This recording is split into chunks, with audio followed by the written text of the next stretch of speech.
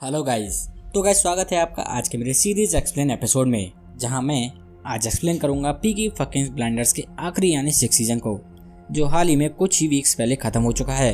5th season के last episode में Tony का मोस्टली को मारने का प्लान फेल होने की वजह से उसके कुछ करीबी उस हमले में मारे जाते हैं, जिसमें उसकी सबसे खास मास्टरमाइंड और जादू टोनी की जुगाड़ आंट पॉली भी मारी जाती है। खुद के प्लान में आंट पॉली का मारा जाना टॉमी बर्दाश्त नहीं कर पाता और खुद को मारने की कोशिश करता है। वो तो भला है टॉमी के बड़े भाई आर्थर का, जो टॉमी की पिस्टल से सारी बुलेट्स ऑलरेडी निकाल लेता है, जिसकी वजह से टॉमी खुद को शूट करने के बाद भी बच जाता है। ऐसा करने के बाद टॉमी के होश ठिकाने तो आ जाते हैं और वो पॉली के फ्यूनरल की तैयारी शुरू कर देता है। पॉली का बेटा माइकल पॉली की चिता के सामने टॉमी से अपनी माँ की मौत का बदला लेने का वादा करता है, जिसके बाद शो 4 सालों का गैप लेकर 1933 में आ जाता है। ये वो टाइम है जब टॉमी पूरी तरह अल्कोहल छोड़कर अपने प्लान्स पर फोकस करने में लगा हुआ था, क्योंकि वो भी अब बदला लेने के लिए पूरी तरह भर चुका था, जिसके लिए इस बार वो माइकल और South Boston gang leader Jack Nelson के एसोसिएट्स के साथ एक मीटिंग भी फिक्स करता है, जिसमें अपनी बात ना बनने पर टोनी माइकल को ओपियम मतलब ड्रग्स के पोजेशन के केस में जेल करा देता है। उसी रात लिजी टॉमी को फ़ोन करके रूबी की इलनेस के बारे में बता देती है। टॉमी के अकॉर्डिंग ये इलनेस जिप्सी कर्स से रिलेटेड हो सकती है, इसलिए वो लिजी को जॉनी डॉग्स के पास जाकर कुछ जिप्सी ट्रेस से इलनेस को रोकने के लिए कहता है। घर वापस आते ही टॉमी रूबी को डॉक्टर के पास ले जाता है, जहां अभी के लिए रूबी की सभी रिपोर्ट्स बिल्कुल क्लियर आ जाती हैं। रूबी के ठीक होने के बाद टॉमी एक बार फिर अपने प्लान्स की ओर बढ़ जाता है, जिसके लिए वो एक एक करके बड़े बड़े गैंग लीडर्स और फेसेस से मिलने लगता है। टॉमी के पास काफ़ी बड़े बड़े लोगों की काफ़ी बड़ी बड़ी प्राइवेट इन्फॉर्मेशन थी, जिसका यूज़ टॉमी आईआरए और जैक नेल्सन जैसे बड़े लीडर्स को अपने साथ लाने में करता है। आईआरए लीडर और जैक नेल्सन को अपनी तरफ करने के कुछ टाइम बाद रूबी एक बार फिर बहुत बुरी तरह बीमार हो जाती है, और इस बार टॉमी जिप्सी कर्स को लेकर बिल्कुल श्योर था, इसलिए इस बार वो रूबी को हॉस्पिटल में एडमिट करके इस कर्स का सोर्स ढूंढने निकल पड़ता है। टॉमी के अकॉर्डिंग ये कर्स टॉमी के भाई जॉन की वाइफ एजमी के दिया हुआ हो सकता है, लेकिन ये कर्ज एजमी का दिया हुआ नहीं था, बल्कि ये तो कुछ बहुत ही पुराना खेल चल चुका था। एजमी के अकॉर्डिंग ये कर्ज टॉमी की लेट वाइफ ग्रेस के सफ़ायर की वजह से उसे मिला है। ग्रेस की मौत के बाद ये सफ़ायर एक लेडी को मिल जाता है, जो उसे अपनी 7 साल की बेटी को पहना देती है। बस फिर क्या, ग्रेस की तरह उसकी बेटी भी इस सफ़ायर के कर्ज की वजह से मारी जाती है। अपनी बेटी की मौत की वजह से वो लेडी टॉमी को कर्ज दे देती है। उसके कर्ज में टॉमी की बेटी भी उसकी बेटी की तरह 7 साल की उम्र में मारी जाने वाली थी। सच का पता लगते ही टॉमी वापस बर्मिंघम में लिजी और रूबी के पास आ जाता है, लेकिन जब तक वो वापस आता है तब तक काफ़ी देर हो चुकी थी और रूबी ऑलरेडी मर चुकी है। अपनी बेटी के मौत के गम में टॉमी बिल्कुल पागल हो जाता है और ढूंढते ढूंढते उस लेडी के बचे हुए पूरे परिवार को ही मार देता है। लेकिन अब टॉमी की हालत भी धीरे धीरे खराब होती जा रही थी, जिसके लिए उसके पास उसके पर्सनल डॉक्टर के काफ़ी सारे टेलीफोन्स भी आते हैं। लेकिन अभी के लिए टॉमी सिर्फ और सिर्फ अपने प्लान्स पर ध्यान देना चाहता था, इसलिए वो अपने डॉक्टर्स और अपनी हेल्थ दोनों को पूरी तरह इग्नोर कर देता है। अब टॉमी अपने प्लान्स के अगले स्टेप के लिए आईआरए लीडर जैक नेल्सन, मोजली और उसकी रखेल डायना सभी के साथ एक मीटिंग भी फिक्स करता है, जिसमें अभी के लिए टॉमी का प्लान काम कर जाता है और उसकी ओपियम ट्रेड की विश पूरी हो जाती है। मीटिंग के अगले दिन टॉमी का डॉक्टर खुद उससे मिलने उसके घर आ जाता है, और इसलिए इस बार खबर काफ़ी बुरी होने वाली थी। डॉक्टर के अकॉर्डिंग रूबी के इलनेस के टाइम टॉबी को ट्यूबरक्लोमा पकड़ लेता है, जो कि उसके माइंड में होने की वजह से बिल्कुल ही इनऑपरेबल था। इसलिए अब हमारे पीकी ब्लाइंडर के पास सिर्फ 1 साल या मैक्सिमम 18 महीने का टाइम ही बाकी था।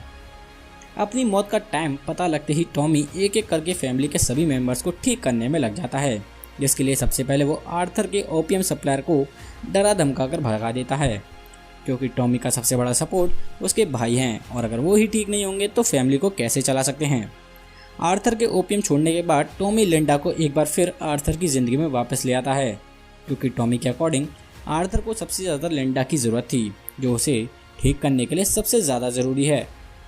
आर्थर के सब कुछ ठीक होने के बाद टॉमी फैमिली में एक और नए मेंबर को ले आता है, जो कि उसका अननोन बेटा ड्यूक था। ड्यूक के बारे में टॉमी को हाल ही में एजमी ने बताया था।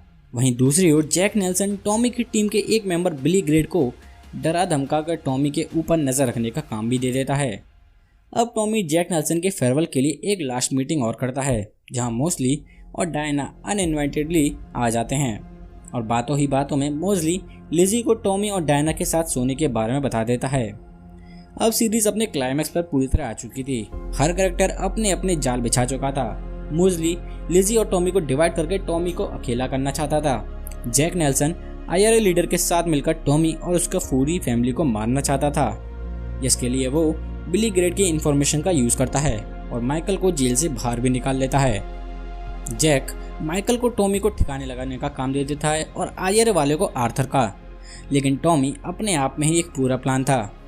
वो जानता था कि उनके ग्रुप में कोई ना कोई जासूस लगा हुआ है और माइकल उसे मारने की कोशिश तो जरूर करेगा, इसलिए वो कुछ खास लोगों को छोड़कर अपनी टीम में एक नकली और एक ऐसा ही चलता फिरता प्लान फैला देता है, जिसके अकॉर्डिंग आर्थर उस रात बार में सिर्फ अकेले लिंडा के साथ रहने वाला है, जिसकी वजह से IRA वाले उसे आसानी से मार सकते हैं। वहीं दूसरी ओर पीकी ब्लाइंडर्स की एक टीम, जिसमें ड्यूक, फिन और बिली के अलावा कुछ मेंबर्स भी शामिल थे, सभी को टॉमी के घर को खाली करके तोड़ने के लिए भेजा जाता है। लेकिन एक्चुअल में ये बिली के लिए एक ट्रैप था, जिसमें उन्हें फिन की वफादारी को भी देखना था। जैसे ही फिन और बिली घर में एंटर करते हैं, ड्यूक बिली को गिराकर उसे बांध देता है और उससे कुछ सवाल पूछने लगता है, लेकिन बिली उसके जवाब नहीं देता, इसलिए ड्यूक फिन से बिली को मारने के लिए भी कह देता है। लेकिन फिन बिली को मारने की बजाय बंदूक ड्यूक यानी अपनी फैमिली पर ही लगा देता है और ट्रिगर भी चला देता है। लेकिन ड्यूक भी डेढ़शाना था, वो चाल से बात करके बंदूक से पहले ही 2 होल्स खाली कर देता है ताकि फिन किसी को भी कुछ कर ही ना पाए। बस फिर के ड्यूक बिली को मार देता है और फिन को फैमिली से बाहर निकाल देता है। लेकिन फिन ड्यूक को धमकाते हुए वापस आने का वादा जरूर करता है, जो शायद पीकी ब्लाइंडर्स की मूवी का सेटअप हो सकता है, जिसमें फिन ड्यूक से अपना बदला लेने वापस आ सकता है। वहीं दूसरी ओर IRA वाले आर्थर को अकेला समझकर उसे मारने वहां पहुंच जाते हैं, लेकिन आर्थर उन्हें मारने के लिए पहले से ही पूरी तैयारी करके बैठा हुआ था। क्योंकि वो अकेला नहीं था, उसके साथ चार्ल्स और जेरेमाया भी वहां IRA की आंख मारने पहले से बैठे हुए थे। IRA का आगमन होता है और उसी तरह उनका निष्कासन भी हो जाता है। आज सिर्फ टॉमी पर अटैक होना बाकी था, जिसके लिए माइकल अपनी कार में एक बॉम्ब रख देता है और टॉमी को कार में बैठकर खुद बार में बैठा रहता है। लेकिन टॉमी को आइडिया था कि माइकल उसे मारने की कोशिश जरूर करने वाला है, इसलिए वो पहले ही जॉनी डॉक्स को उन पर नजर रखने के लिए भेज देता है। इसलिए जैसे ही माइकल अपनी कार में वो बॉम्ब रखता है, जॉनी उसे निकालकर उसकी दूसरी कार में रख देता है, जिसमें नेल्सन के एसोसिएट्स बैठने वाले थे। और जैसे ही बॉम्ब ब्लास्ट होता है तो माइकल टॉमी को मरा हुआ देखने के लिए बाहर तो आता है, लेकिन एक्चुअल में उसके एसोसिएट्स ही मारे जाते हैं। और अब टॉमी भी माइकल को मार देता है। अब टॉमी के अकॉर्डिंग सब कुछ ठीक हो चुका था, इसलिए वो अपनी फैमिली से फेयरवेल ले लेता है, क्योंकि वो नहीं चाहता था कि कोई भी उसे उसकी बीमारी में उस तरह तड़पते हुए मरते हुए देखे। इसलिए वो सबसे अलविदा लेकर बिना किसी को बताए कि वो कहाँ जा रहा है वहाँ से निकल जाता है। 1 महीने तक ऐसे ही भटकने के बाद टॉमी खुद को शूट करने का फैसला कर लेता है, लेकिन जैसे ही वो खुद को शूट करने वाला होता है, उसे उसकी बेटी रूबी का एक विजन दिखाई देता है, जो उसे बताता है कि टॉमी बीमार नहीं था। और इसके तुरंत बाद उसे एक जला हुआ न्यूज़ आर्टिकल भी दिखाई देता है, जिसमें उसका पर्सनल डॉक्टर मोस्ली के साथ खड़ा हुआ दिखाई देता है। इतना सब देखने के बाद टॉमी समझ जाता है कि ये सब बस एक झूठ था, जिसके पीछे मोस्ली का हाथ है, जो उसे झूठी बीमारी की खबर देकर उसे इस सब से दूर करना चाहता था। क्योंकि टॉमी शेल्बी OBE MP को सिर्फ टॉमी शेल्बी ही मार सकता था। इस सच का पता लगते ही टॉमी अपने डॉक्टर को मारने तो निकल पड़ता है, लेकिन ना जाने क्यों वो उसे जिंदा छोड़ देता है और अपना घोड़ा लेकर वहाँ से आ जाता है। टॉमी का जिंदा रहना, मोस्ली की शादी होना, मोस्ली का टॉमी को धोखा देना, फिन का बदले की आग में जलना, ये सभी चीज़ें पीकी ब्लाइंडर्स मूवी के सेटअप की ओर इशारा करती हैं, जिसमें हमें एक बार फिर टॉमी और आर्थर पीकी फकिंग ब्लाइंडर्स देखने को ज़रूर मिलने वाले हैं। सो गाइज़, आज के लिए बस इतना ही। तो गाइज़, अगर आपको मेरी ये वीडियो ज़रा सी भी पसंद हो तो प्लीज़ इसे लाइक करें और ऐसी ही मज़ेदार और जबरदस्ती वीडियोस देखने के लिए चैनल के लाल वाले बटन को ठोकना और पीटना ना भूलें। और जाते जाते इस वीडियो को अपने फ्रेंड्स के साथ शेयर ज़रूर करें। So guys, thank you for watching. मिलते हैं गाइज़ कुछ ही टाइम में एक और नए एपिसोड के साथ।